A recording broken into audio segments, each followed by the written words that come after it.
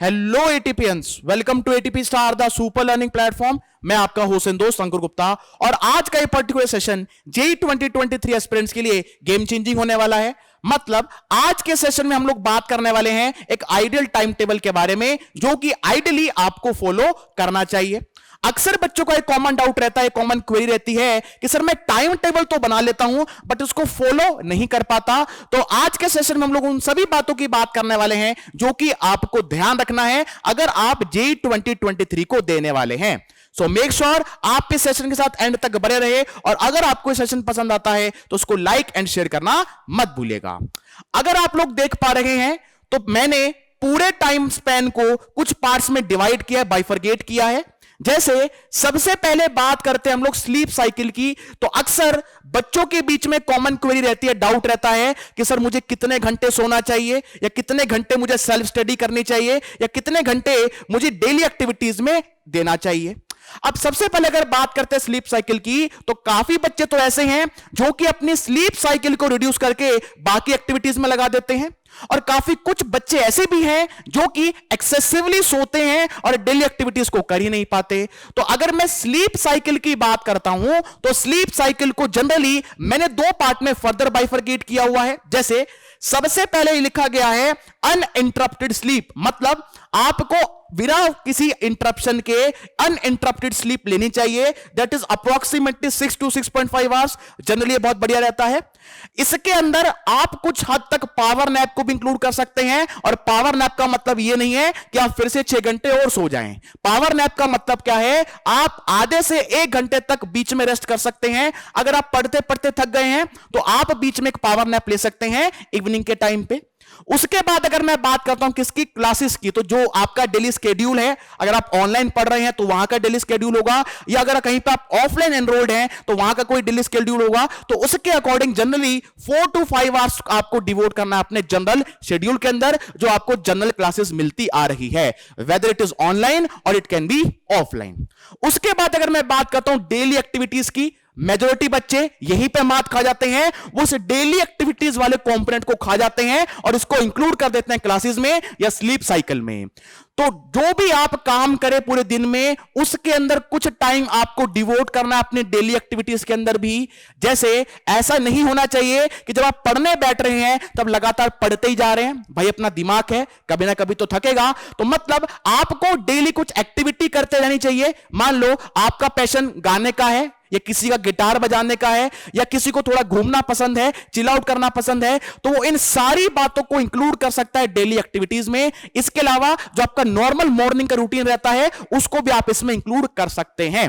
तो इसको आपको जनरली डिवोट करना है 1 to 2 आवर। और ध्यान रहे डेली एक्टिविटीज में आपको फिजिकल एंड मेंटल फिटनेस पर भी उतना ही ध्यान देना है, क्योंकि आजकल का सिनेरियो आप जानते ही हैं, कोविड का जमाना है, तो अपने इम्यून सिस्टम को स्ट्रांग रखना हमारे लिए बहुत जरूरी है। मतलब आपको अपनी फिटनेस लेवल को मेंटेन करते हुए चलना है, चाहे वो फिजिकल फिटनेस हो चाहे मेंटल फिटनेस हो।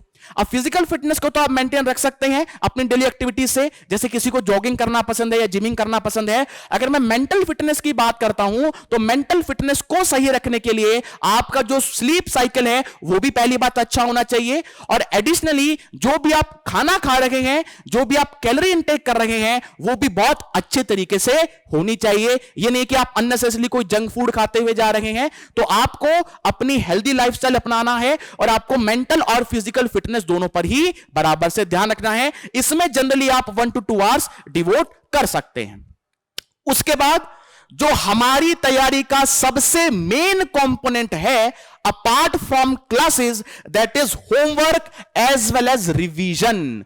होमवर्क उतना ही जरूरी है जितना क्लास करना है, और रिवीजन तो सबसे ज्यादा जरूरी है, क्योंकि अक्सर हम लोग रिवीजन पे उतना ध्यान नहीं देते, सारा ध्यान हम लोग क्लासेस करने में या स्लीप करने में ही बिता देते हैं।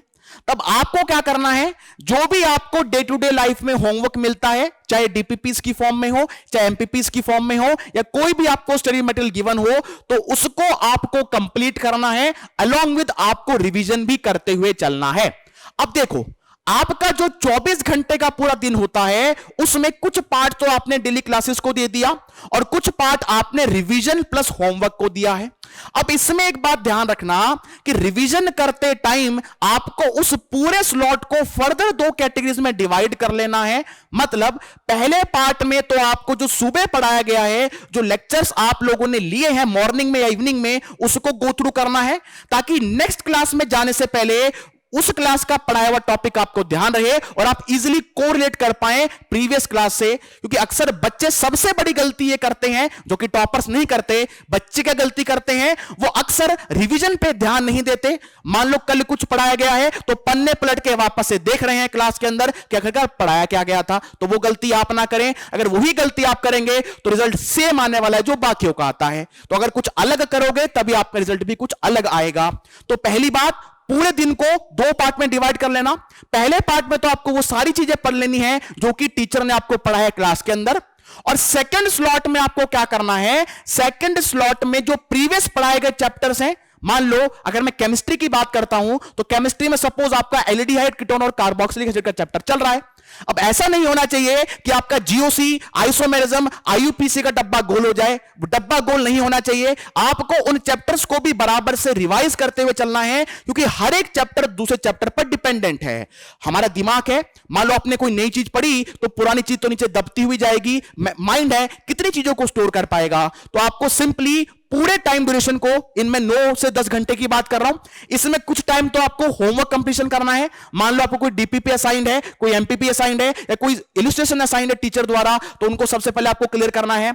उसके बाद जो इसमें बाकी बचा हुआ टाइम है उसको आपको रिवीजन में देना है। आप सपोज करते हैं एक बारी को, अगर आपने 8 से या 7 to 8 आवर्स आपके पास अवेलेबल हैं, आपने 1 से 2 घंटे में कोई डीपीपी एमपीपी सॉल्व कर ली, जो बाकी बचा हुआ टाइम है उसको फर्दर 2 पार्ट में ब्रेक कर लो। जैसे अगर आपके पास 8 आवर्स बचे हुए हैं तो उसको 4 आवर्स के 2 स्लॉट में डिवाइड कर लो, जिसमें पहले स्लॉट में तो आपको जो पढ़ाया चल रहा है, जो आपका कंटिन्यूएशन में टॉपिक चल रहा है, उसको पढ़ते हुए चलना है। साथ साथ जो पहले चैप्टर पढ़ा दिए गए हैं टीचर द्वारा, उनको भी आपको साथ साथ रिवाइज करना है। और एक छोटी सी बात और मैं आपको बता देना चाहता हूं जो कि आपको औरों से अलग बना सकती है। जिस मास्टर टिप की मैं बात कर रहा था आपसे, तो वो मास्टर टिप क्या है कि अगर यही इसी टाइम ड्यूरेशन में रिवीजन करते हुए अगर आप शॉर्ट नोट्स भी बना लेंगे तो बहुत बेनिफिशियल रहेगा।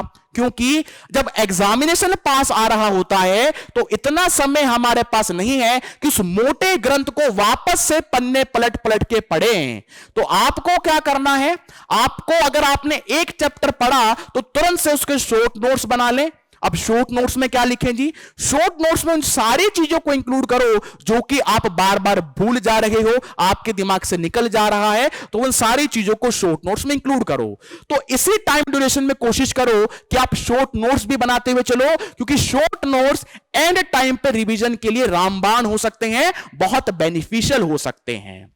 तो इस तरह से अगर आप अपना पूरा दिन डिवाइड कर लेंगे, इसमें स्लीप को भी हमने बराबर समय दिया है। ऐसा नहीं है कि स्लीप के घंटे कम करके हमने बाकी एक्टिविटीज बढ़ा दी, नहीं है। नॉर्मल जो स्लीपिंग ड्यूरेशन होता है एक एडल्ट के लिए, वही स्लीपिंग टाइम मैंने यहां मेंशन किया है, जिसमें आप फर्दर 2 पार्ट में ब्रेक कर सकते हैं। एक तो अनइंटरप्टेड स्लीप और दूसरा आपका पावर नैप। इसके बाद हमने क्लासेस को टाइम दिया है। ऑब्वियस ही बात है, अगर आप कहीं पे एनरोल्ड हैं तो वहां पे आप क्लासेस कर ही रहे होंगे, तो वहां पे चाहे ऑनलाइन क्लासेस हो चाहे ऑफलाइन हो, आपको उसको बराबर ध्यान देना है। उसके बाद डेली एक्टिविटीज की मैंने बात की कि मेंटल और फिजिकल फिटनेस दोनों पर आपको ध्यान देना है। ऐसा नहीं है कि आपका जो फूड इंटेक की जो आदत है वो बहुत खराब हो, आप कुछ जंक फूड वगैरह खा रहे हो, तो उस पर भी आपको ध्यान देना है। और सबसे इंपॉर्टेंट होने वाला है आपके पूरे दिन के अंदर होमवर्क एंड रिवीजन। तो इन 4 पॉइंट्स को बराबर से कॉपी में छाप लो और अपनी स्टडी टेबल के सामने चिपका लो, ताकि जब आप सोने जाओगे उस दिन पे तब आपको ध्यान रहना चाहिए, टिक करते हुए चलो, बॉक्स को चेक करते हुए चलो कि क्या मैं इन सारी चीजों पर अमल कर रहा हूं या नहीं कर रहा। अगर एक भी दिन आपने इन चीजों को मिस कर दिया तो हो सकता है आपके पीयर्स आपसे आगे निकल जाएं। तब ध्यान रखना, आपको इन सारी चीजों को बराबर से ध्यान में रखना है। जाते जाते एक इंपॉर्टेंट इंफॉर्मेशन आप सभी के लिए है, जेई 2023 के एस्पिरेंट्स के लिए है कि एटीपी स्टार लेके आ रहा है आपके लिए ग्लैडिएटर बैच, जिसके अंदर दो टाइप के बच्चे बेनिफिट उठा सकते हैं। पहले वो जो कि 11th टू 12th मूविंग है, सेकंड वो जो कि अर्ली ड्रॉपर्स हैं। क्लासेस स्टार्ट होने वाली है 25 जनवरी से और रजिस्ट्रेशन चल रहे हैं। नीचे डिस्क्रिप्शन बॉक्स में आपको लिंक मिलेगा जिस पे जाके आप चेकआउट कर सकते हैं। बहुत बेनिफिशियल कोर्स आपके लिए होने वाला है, जिसमें सारी चीजों को starting from the basics till two the advance हम लोग डिस्कस कर रहे होंगे और सारी चीजें बराबर से आपके दिमाग में छाप रहे होंगे। सो आई होप कि आपको इस पर्टिकुलर सेशन में क्लैरिटी हो गई होगी कि किस तरीके से हमें अपने डेली लाइफ को या डेली टाइम स्पैन को डिवाइड करना है, किस पोर्शन को कितना टाइम डिवोट करना है। अगर आप इस तरह से अपनी तैयारी को अंजाम देंगे तो आई होप कि आप एक बेटर कॉलेज अप्रोच करेंगे और एक बेटर कॉलेज में एडमिशन ले पाएंगे। सो नीचे दिए गए कमेंट सेक्शन में जरूर से बताना कि आपका ड्रीम कॉलेज कौन सा है और ड्रीम ब्रांच क्या है। क्या सभी का आईआईटी बॉम्बे सीएस है या कोई आईआईटी बॉम्बे के अलावा भी कहीं जाना चाहता है। तो मिलते हैं फिर आपसे नेक्स्ट सेशन में। टिल देन कीप प्रिपेयरिंग, अपना ख्याल रखें, अपनी फैमिली का ध्यान रखें। मिलते हैं फिर आपसे। Till then all the very best.